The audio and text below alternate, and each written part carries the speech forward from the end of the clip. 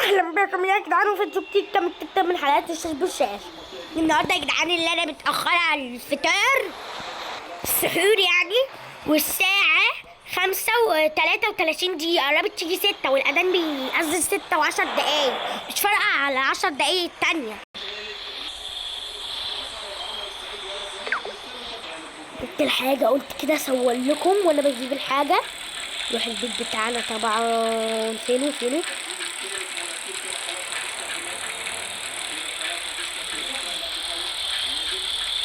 انا عديت بيتي يا جدعان.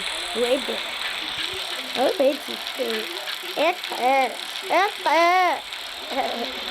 هنركب طبعا العجلة. انا عندي مكان بركن فيه العجلة، بركنها هنا بس كده تكون جميلة، ولا ايه ولا الشارع. جبت ايه الحاجة في الشنطة، ويلا بينا نعمل اكل بسرعة. انا بعمل بالراحة ليه يا جدعان؟ قربت الاذان هيقرب. يلا بينا نعمل اكل واقول لكم واحدة واحدة الاكل عامل ازاي. يلا بينا. انا معلقة. طب وباي بقى عشان الاذان اذن. باي. ما لحقتش اوريكم الاكل.